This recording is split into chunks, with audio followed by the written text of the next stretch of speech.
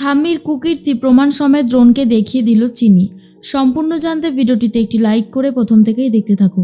গল্পের শুরুতেই দেখা যায় চিনি ঘরে এসে ভীষণই কান্নাকাটি করতে থাকে আর বলে ঠাম্মিরা সবাই মিলে এটাই প্রমাণ করার চেষ্টা করেছে আমি একজন অপয়া, কিন্তু আমি তো অপয়া না, ইচ্ছে করে আমাকে এটা করানো হয়েছে। আমি তো সবাইকে ছাড়বো না, যারা যারা এই নোংরা কাজটার সাথে সামিল রয়েছে আমি তাদের স্বরূপটা ঠিক দেখিয়ে দেব, প্রমাণ সমেত। আমাকে আমার মা ভুল বুঝছে, না না এটা বুঝতে দিলে হবে না, মা তো রীতিমতো ভয় পাচ্ছে আমাকে নিয়ে, আমি কি করে এটা সহ্য করব?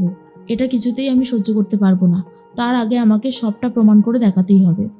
এরপর চিনি নিজের গয়নাগুলো খুলতে শুরু করে আর বলে যে ফ্রেশ হয়ে আসি, তারপরে আমাকে সবটা করতে হবে। এদিকে প্রমীলা ঠাম্মির পায়ে ধরে আর বলে বিশ্বাস করুন কর্তামা, আমি সত্যি বলছি, আমাকে যেভাবে চিনি ভয় দেখিয়েছিল আমার আর কোনো উপায় ছিল না।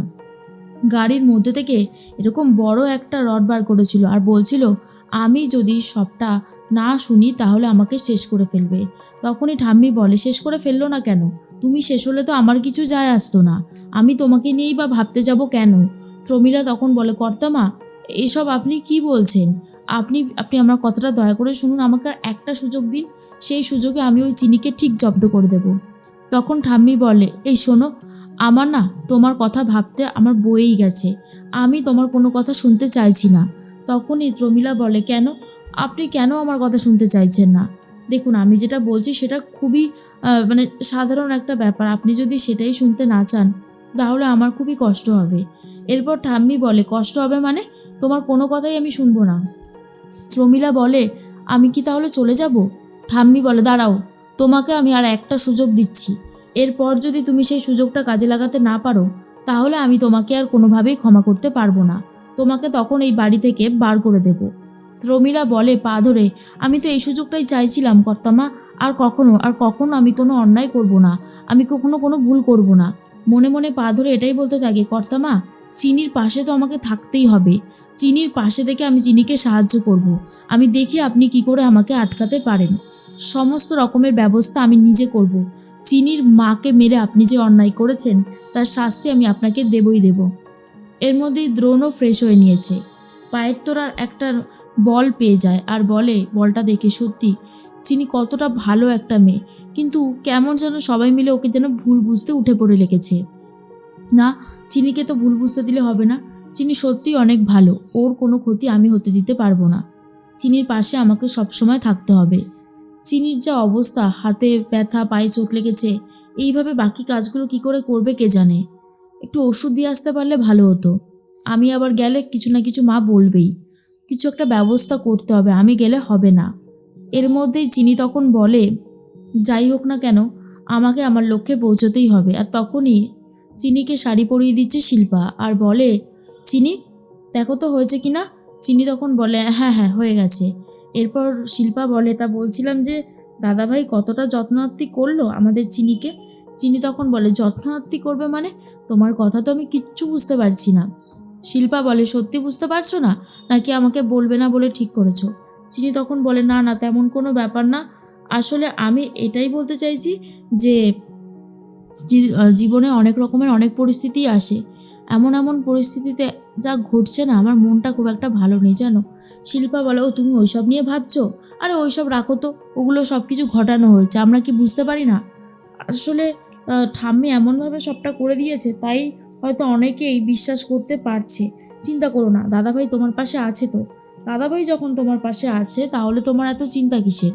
চিনি তখন বলে চিন্তা আমার একটাই, মা না আমাকে আবার ভুল বোঝে। তখন শিল্পা বলে ভুল বুঝবে না। এরপর ময়ূরী চলে এসেছে আর বলে কি সুন্দর লাগছে চিনিকে, অসাধারণ সুন্দর লাগছে, তা দুটিতে মিলে কি কথা হচ্ছে? শিল্পা তখন বলে আমি জিজ্ঞেস করছিলাম দাদাভাই আমাদের চিনির কতটা খাতির যত্ন করলো। চিনি তখন বলে উনি শুধু আমাকে মলম লাগিয়ে দিয়েছে আর ওষুধ দিয়েছে, আর কিছুই না। এর মধ্যেই দেখা যায় চিনি নিচে যাবে বলে ঠিক করেছে। চিনি তখন নিচে এসে বলে ঠাম্মি আমি কিছু খেতে পারবো না, আমাকে একটু বেরোতে হবে। ঠাম্মি তখন বলে না ঠেলা, বিয়ে হয়ে আসতে না আসতে ওনাকে এখন বেরোতে হবে, ও ভুলে যাচ্ছে ও কোন বাড়ির বউ, এই বাড়িতে সচরাচর বেরোনো যায় না। তখনই চিনি বলে কেন? আমারও তো কিছু ব্যক্তিগত কাজ থাকতে পারে, আসলে আমি আজকে উপোস করেছি, শিবরাত্রির উপোস, তাই আমি বাবার মাথায় জল ঢালবো। এর মধ্যেই ঠাম্মি তখন বলে এই শিব ঠাকুর আবার কোথা থেকে আসলো? তুমি জানো না আমরা নীলমাধবের পুজো করি, তারপরেও তুমি মহেশ্বরের নাম কোথা কেন বলছো? চিনি বলে, আমার যা আজকে অবস্থা হয়েছিল, আজকে যদি আমাকে ঠাকুর না পথ দেখাতো আমি কিছুই করতে পারতাম না। একটাও গাড়ি যখন পাচ্ছিলাম না, তখন মনে হলো মহেশ্বর যেন নিজে বাহন নিয়ে এসেছে আমাকে নিয়ে যাবে বলে, আর সেটাই হয়েছিল। তাই বলছি দয়া করে আমাকে আমার মানতটা পূরণ করতে দিন। আমি আজকে উপোস আছি, আমি ঠাকুরের মাথায় জল ঢালবো বলে। আপনি আমাকে এইভাবে আটকাতে পারেন না ঠাম্মি। ঠাম্মি তখন বলে, সত্যি অন্তরা, তোমার এই বউকে না কিছু বলার নেই, যা ইচ্ছে তাই করছে, এটা কি আদেও ও ঠিক করছে? এর মধ্যেই তখনই অন্তরা বলে, আমি বুঝতে পারছি না চিনি, তোকে পারমিশন দেবো কি দেবো না। চিনি বলে, কিন্তু আমাকে তো যেতেই হবে, আমি যদি না যাই তাহলে তো আমার কথা রাখা হবে না, তাই না? তখনই সুনয়নী বলে, তোমার বাবা বড্ড জেদ, কিসের এত জেদ আমি বুঝতে পারছি না। চিনি বলে, যদি এই বাড়িতেই মহেশ্বরের স্থান করা হতো তাহলে খুব ভালো হতো। আর ঠাম্মি তখন বলে, চুপ করবে তুমি? চুপ করবে? মহেশ্বর এখানে থাকবে না, এখানে নীলমাধব থাকে, কথাটা বারবার করে বোঝার চেষ্টা করো। আর তখনই চলে এসেছে দ্রোণ। দ্রোণকে নিচে দেখে ঠাম্মি তখন বলে, কি হলো দ্রোণ দাদু ভাই, তুমি আবার নিচে আসতে গেলে কেন? দ্রোণ তখন বলে, ঠাম্মি আমি শুনছিলাম চিনি নাকি বেরোবে। তখনই ঠাম্মি বলে, হ্যাঁ, তোমার বউ তো এখন বেরোতে পারলেই বাঁচে, ওকে বারবার করে আমরা বারণ করছি, ও আমাদের কোনো কথাই শুনছে না। তখনই দ্রোণ বলে, চিনি কি হয়েছে আমাকে খুলে বলো তো। চিনি তখন বলে, আসলে ছোট মালিক, আমি তো কোনোভাবেই কিছু আসার জন্য পাচ্ছিলাম না, তখন ঠাকুরের গাড়িতে চেপেই আমি এখানে এসেছি, তাই আমি মনে মনে মানত করেছিলাম আমি বাবার মাথায় জল ঢালবো উপোস থেকে। এবার আমাকে তো যদি বেরোতে দেওয়া না হয় তাহলে আমি বাবার মাথায় জলটা ঢালবো কী করে?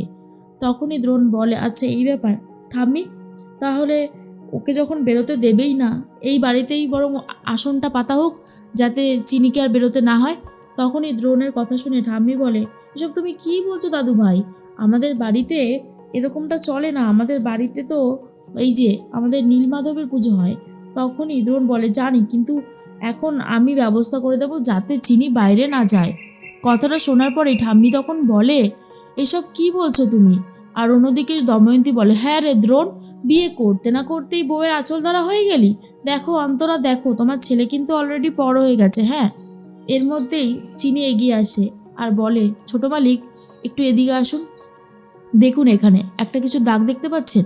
তখনই দ্রোণ বলে, হ্যাঁ দেখতে পাচ্ছি, কেন বলো তো?